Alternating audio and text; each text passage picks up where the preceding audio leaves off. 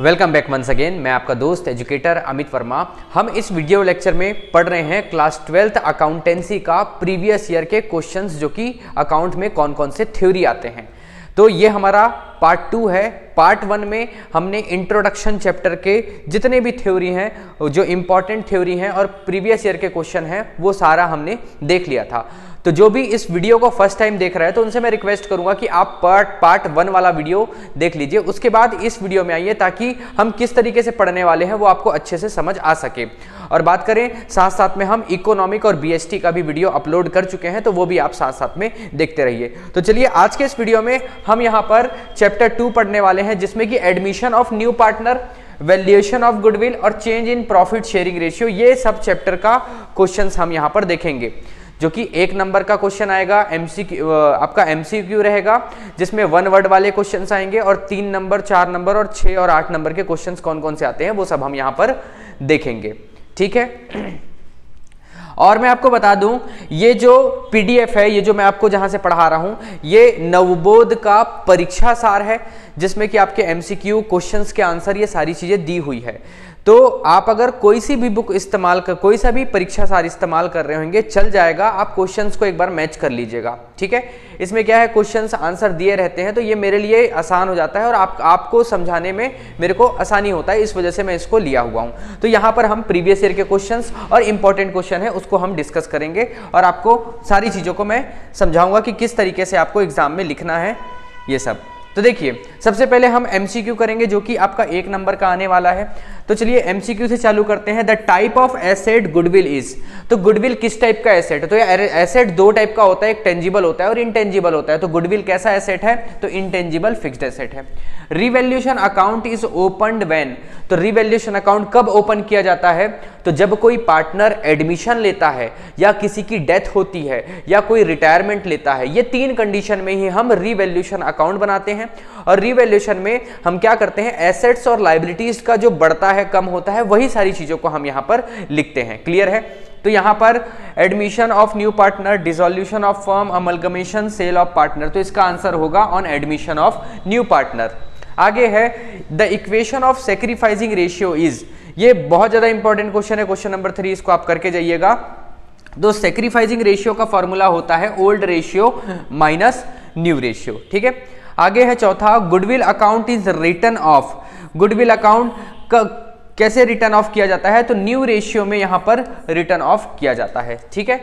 जब हम आगे प्रैक्टिकल क्वेश्चन करेंगे गुडविल का, तो मैं इस चीज को समझाऊंगा। ठीक है। जो जो छोटे छोटे चीज रहेंगे उसको मैं समझाते चलूंगा आपको। 5वां है increase in value of asset is return in which side of revaluation account. तो बात को समझना यार, रिवैल्यूएशन अकाउंट क्यों बनाते हैं ये तो मैं आपको बता दिया। जब नया पार्टनर एडमिशन लेता है, या फिर रिटायरमेंट लेता है, या फिर उसकी डेथ होती है, तो रिवैल्यूएशन अकाउंट बनाया जाता है। और बात करें रिवैल्यूएशन अकाउंट की, तो ये जो रिवैल्यूएशन अकाउंट होता है, इसमें ये डेबिट और ये क्रेडिट, जब एसेट्स की वैल्यू बढ़ती है और लायबिलिटीज की वैल्यू कम होती है, तो हम उसको क्रेडिट साइड में लिखते हैं।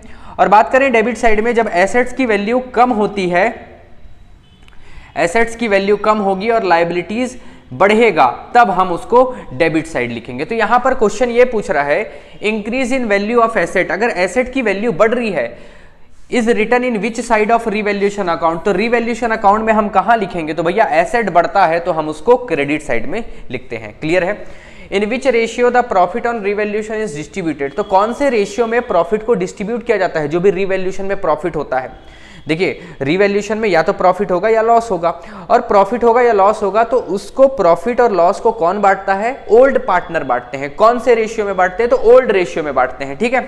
तो old profit and loss ratio में ये बांटेंगे।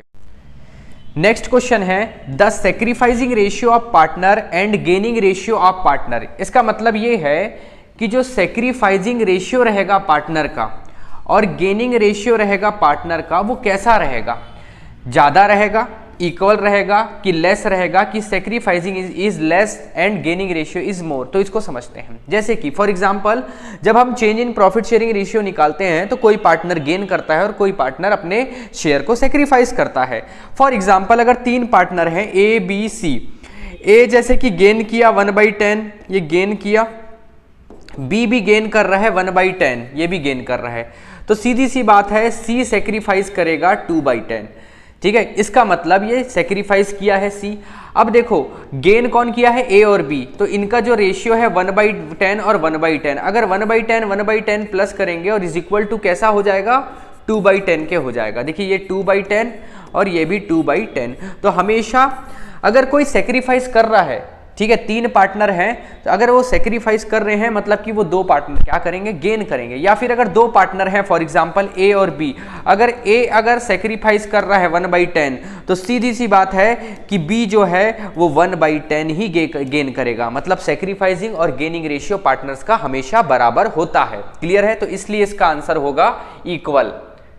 ठीक, आगे बढ़ते हैं। Accounting standard 10 is related to, accounting standard 10 जो है उसमें गुडविल एंड फिक्स्ड एसेट के बारे में बताया है, इसलिए आंसर ए। उसके बाद 9th है the main cause of creation और फॉर्मेशन ऑफ गुडविल। तो यार गुडविल का फॉर्मेशन या क्रिएशन क्यों किया जाता है, तो इसका आंसर है पोजीशन ऑफ बिजनेस, बिजनेस का पोजीशन बताने के लिए कि भैया कौन से पोजीशन पे है बिजनेस। आगे है profit on revaluation is transfer to partners capital account in their profit and loss ratio. ठीक है, यहां पर ये बोल रहा है कि प्रॉफिट अगर रिवैल्यूएशन से प्रॉफिट हो रहा है, देखिए ये हम बनाए रिवैल्यूएशन अकाउंट, ये डेबिट साइड है, ये क्रेडिट साइड है। अगर प्रॉफिट आता है तो यहां पर लिखा जाता है टू प्रॉफिट, और अगर लॉस आता है तो यहां पर लिखा जाता है बाई लॉस। ठीक है, अब उसके बाद पार्टनर्स कैपिटल अकाउंट बनाया जाता है। ये प्रॉफिट रिवैल्यूएशन से जो प्रॉफिट लॉस प्रॉफिट होता है उसको हम ट्रांसफर करते हैं कहां, प्रॉफिट पार्टनर्स कैपिटल अकाउंट के क्रेडिट साइड, और वही अगर लॉस होता है तो डेबिट साइड ट्रांसफर करते हैं। क्वेश्चन पूछ रहा है अगर प्रॉफिट हुआ है रिवैल्यूएशन से तो उसको पार्टनर्स कैपिटल अकाउंट में कहां ट्रांसफर करेंगे, तो ये होगा ट्रांसफर क्रेडिट साइड में। ठीक, आगे which is not related to nature of goodwill, इनमें से कौन सा गुडविल का नेचर नहीं है, रैट, कैट, डॉग और टाइगर। तो इसका जो सही आंसर है वो है टाइगर। टाइगर नेचर का गुडविल नहीं होता। ठीक है, देखिए ये गुडविल के टाइप्स बहुत इंपॉर्टेंट हैं, हम इसको डिस्कस करते हैं। जैसे रैट हो गया, डॉग हो गया और कैट हो गया। ठीक है, प्लेस और पर्सन, देखो बात को समझना इनमें अंतर क्या है।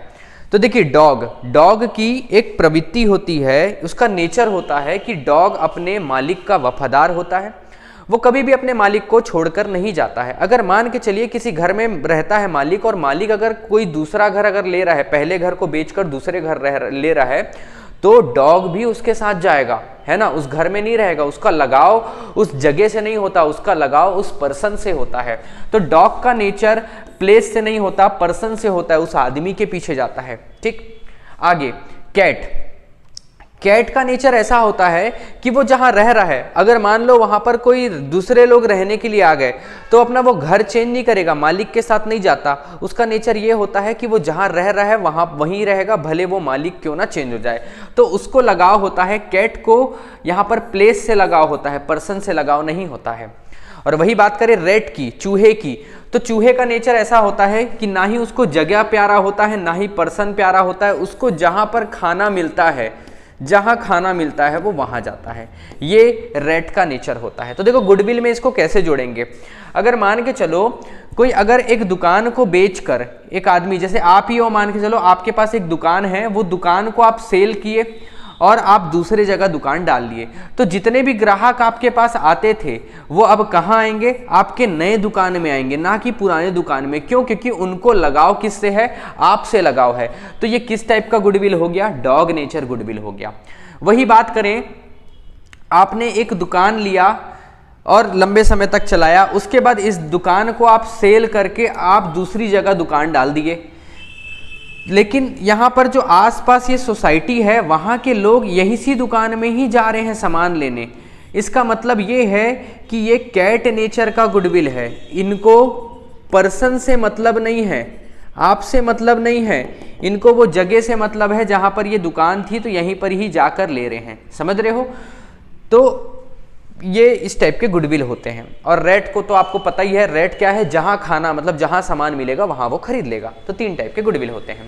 Revaluation account is made, revaluation account क्यों बनाया जाता है, तो भैया जब एडमिशन होता है पार्टनर का उसलिए बनाया जाता है। Which of the goodwill have the least value, देखिए अभी आपको गुडविल के बारे में समझाया, तो सबसे कम वैल्यू किसकी होगी, तो सबसे कम वैल्यू ना रेट नेचर का गुडविल का होता है, क्योंकि अगर आप अपने बिजनेस को सेल कर रहे हो तो जितने भी ग्राहक हैं जरूरी नहीं है वो आपके पास आएंगे, है कि नहीं, क्योंकि मालिक चेंज हो जा रहा है तो जरूरी नहीं है वो आपके पास आएंगे, उनको जहां पर जो अच्छा लगता है वहीं पर ही वो खरीदते हैं। तो सबसे कम होता है रेट नेचर। अगर वही पूछा जाए सबसे ज्यादा गुडविल की वैल्यू किस में होती है तो कैट में होती है। क्यों कैट में? क्योंकि अगर मालिक चेंज हो जाए तो उससे ग्राहक पर कोई फर्क नहीं पड़ता, वो ग्राहक आता ही है उस दुकान में, ठीक है। तो ये कैट नेचर का जो गुडविल होता है उसकी ज्यादा वैल्यू होती है और रेट नेचर गुडविल का वैल्यू लीस्ट वैल्यू होता है, कम होता है। इसलिए इसका यहां पर गुडविल हैव लीस्ट वैल्यू पूछा गया है तो रेट नेचर गुडविल आएगा, ठीक है। आगे है super profit mean. Super profit का मतलब क्या होता है? तो एवरेज प्रॉफिट में माइनस करते हैं नॉर्मल प्रॉफिट तो ये निकलता है सुपर प्रॉफिट, ठीक है। मतलब कि भाई आप एवरेज कितना कमा रहे हो, तो एग्जांपल आप कमा रहे हो 12,000 रुपए, लेकिन वैसे ही सेम बिजनेस करने वाले लोगों का नॉर्मल प्रॉफिट कितना होता है 10,000 रुपए, तो आपका सुपर प्रॉफिट कितना हो जाएगा 2,000 रुपए आप एक्स्ट्रा कमा रहे हो तो वो सुपर प्रॉफिट कहलाता है। वही फॉर्मूला है, ठीक है। आंसर होगा बी। आगे है प्रॉफिट और loss on revaluation in borne by. तो भैया प्रॉफिट एंड लॉस रिवैल्यूएशन में होता है तो उसको कौन बॉर्न करता है? तो यहां पर ओल्ड पार्टनर इसका सही आंसर है, ठीक। तो ये हो गया आपका एमसीक्यू वाले क्वेश्चंस। अब आते हैं हम वन वर्ड या सेंटेंस वन सेंटेंस वाले क्वेश्चन, ठीक।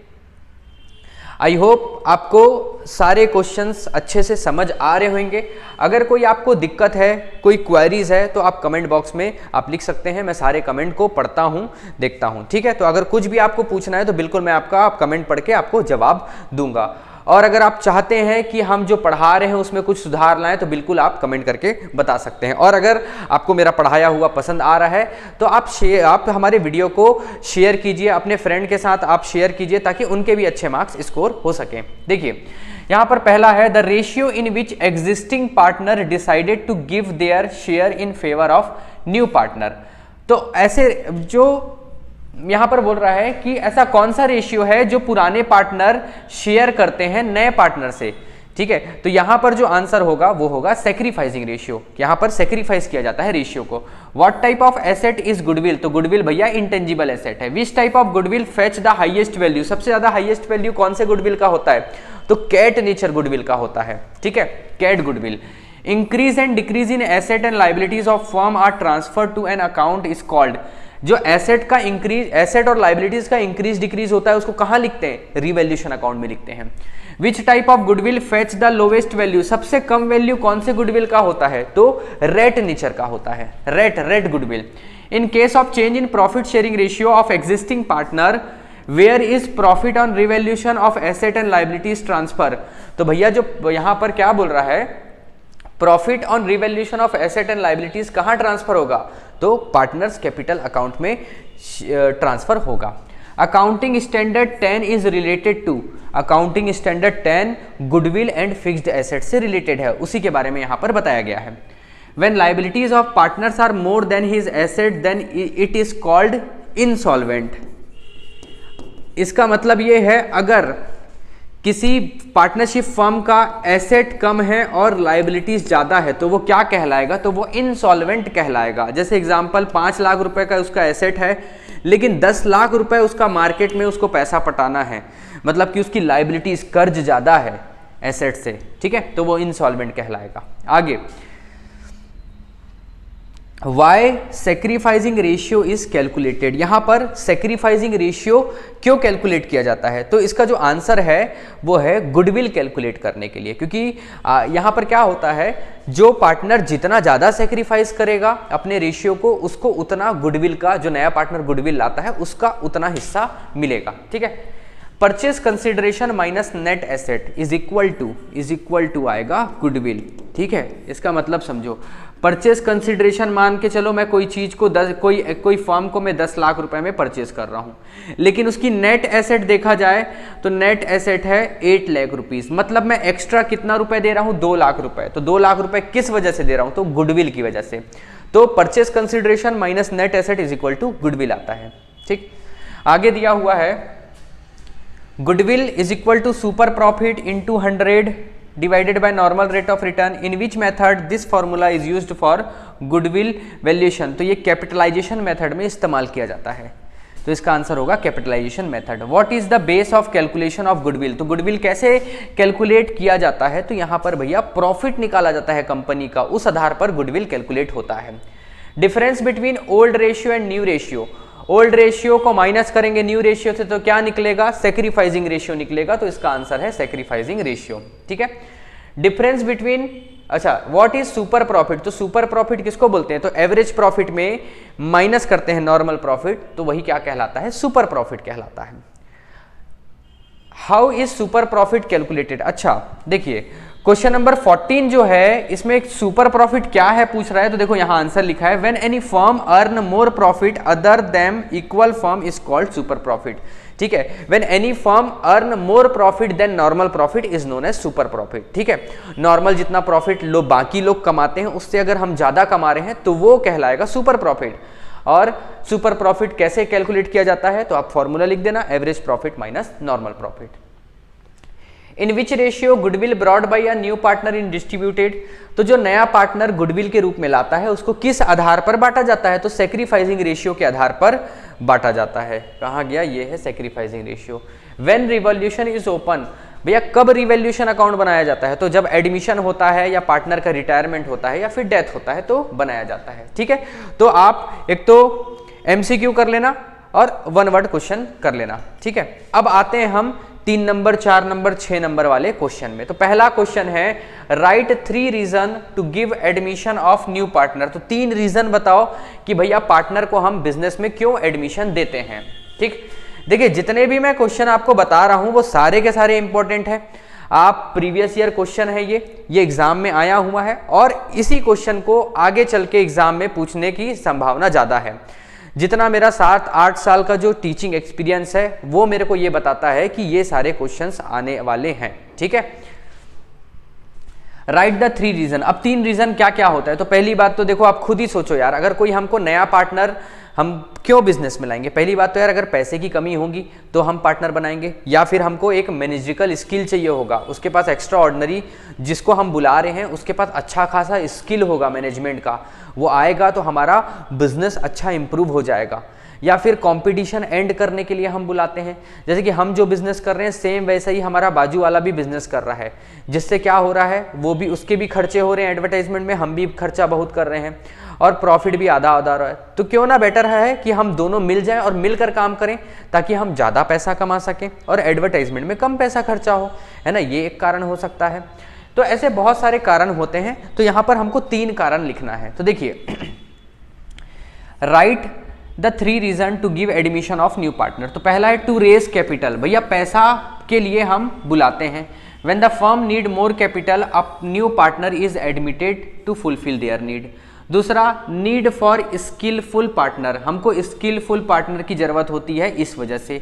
If the firm need an able skilful intellectual person for the development and efficient running of the business, the firm can admit new partner to fulfill their need। ठीक, तीसरा on death of partner, या आप लिख सकते हो on retirement of partner. अगर कोई partner भाई इलनेस हुआ, बीमार हो गया तो वो रिटायरमेंट लेगा, तो उसकी बजाय हमको किसी और की बंदे की जरूरत होगी तो एडमिशन देंगे, या अचानक से किसी की मृत्यु हो जा रही है। On death of partner, on death और retirement of partner there get a blank in the firm. In order to fill the space, new partner is admitted in the new firm.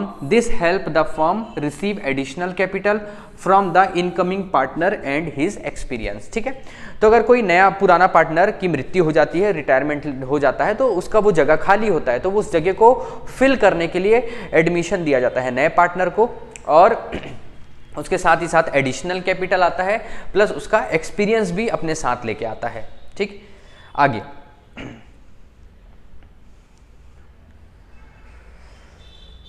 आगे है लोकल गुडविल। देखिए local goodwill किसको बोलते हैं, what do you mean by local goodwill? तो सीधी सी बात है, जो कैड गुडविल मैं आपको बताया हूं उसी को लोकल गुडविल बोलते हैं, जिसकी वैल्यू ज़्यादा होती है। क्योंकि क्या है, अगर कोई अपने दुकान को, अपने बिजनेस को अगर सेल कर रहा है तो उसके साथ उसको जमे जुमे ग्राहक भी मिलते हैं, क्योंकि कैट का नेचर जैसा होता है वैसे ही वो बिजनेस होगा। वो बिजनेस को उसके मालिक से मतलब नहीं होता, वहाँ पर ना जितने भी कस्टमर है वो दुकान जिस जगह में रहता है वहीं इसीलिए ही वो वहाँ पर आते हैं। तो मालिक के चेंज होने से उस बिजनेस में कोई फर्क नहीं होता, तो उसकी गुडविल ज़्यादा होती है, और वही क्या कहलाता है, लोकल गुडविल कहलाता है, या फिर उसको हम कैट गुडविल बोलते हैं। When the goodwill always remain with the place of the place is called cat goodwill. The nature of cat is that it always live at its place. The owner of the business may change, but goodwill does not change its place like cat. Therefore, its nature is compared to the nature of the cat. ठीक है, जो बात आपको मैं हिंदी में बताया हूँ वही इंग्लिश में यहाँ पर लिखा हुआ है। आगे, write the method of valuation of goodwill. तो भैया गुडविल निकालने के 4 मेथड होते हैं, average profit method, super profit method, capitalisation method और एन्युटी मेथड। तो ये चारों को आप लिख देना, ठीक है।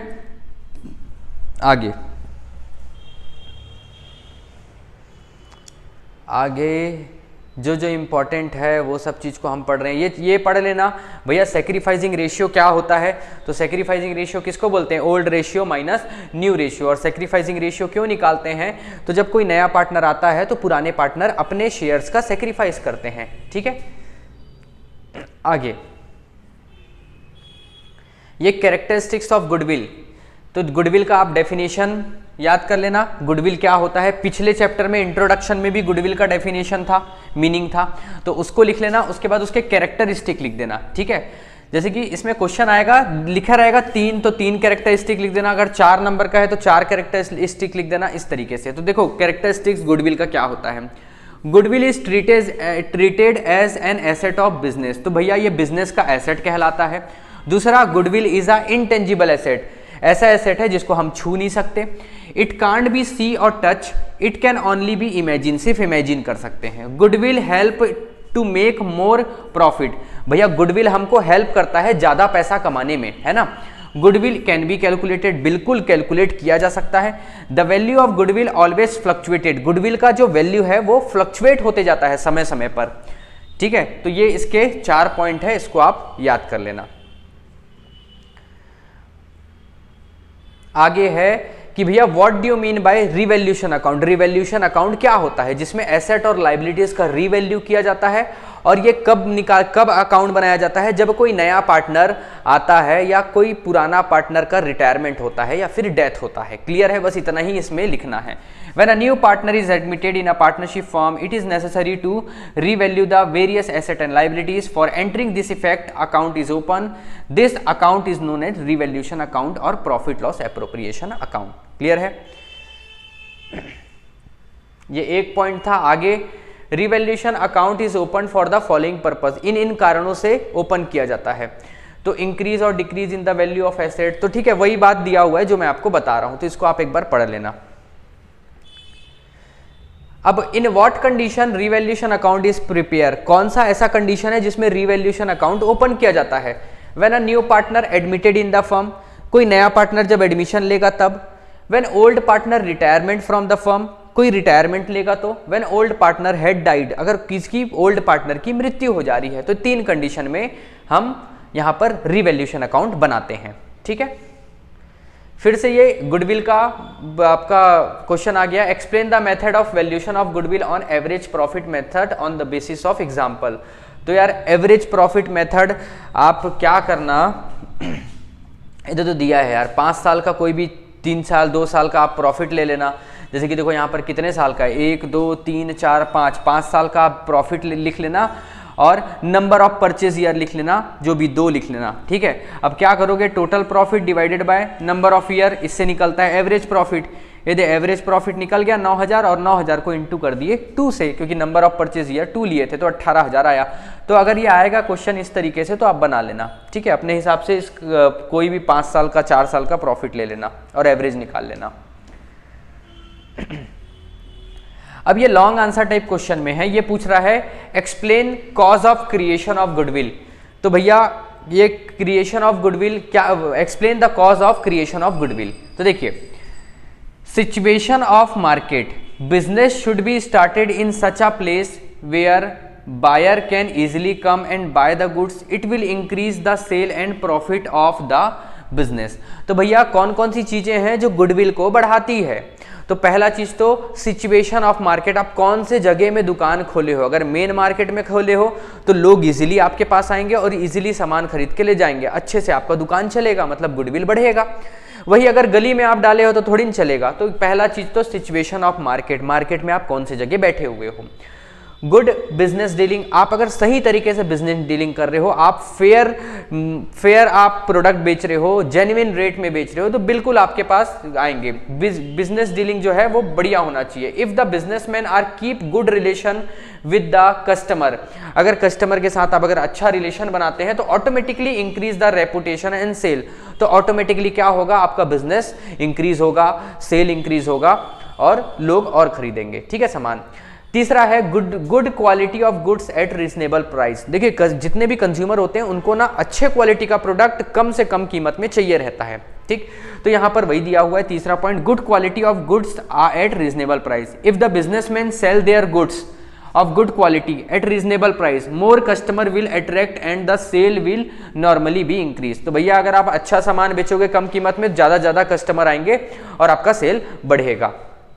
Give maximum convenience to the customer, तो आप कहीं ना कहीं उसको कन्वीनियंस मतलब कि उसको सुविधाजनक आप दो, कस्टमर को सुविधा प्रदान करोगे तो बिल्कुल आपके पास से सामान खरीदेगा। जैसे कई किराना दुकान ऐसे होते हैं जो होम डिलीवरी का फैसिलिटी देते हैं, ठीक है, या क्रेडिट फैसिलिटी देते हैं, तो ये क्या है, कन्वीनियंस है कस्टमर का, उसके पास लोग ज्यादा खरीदेंगे, ठीक है।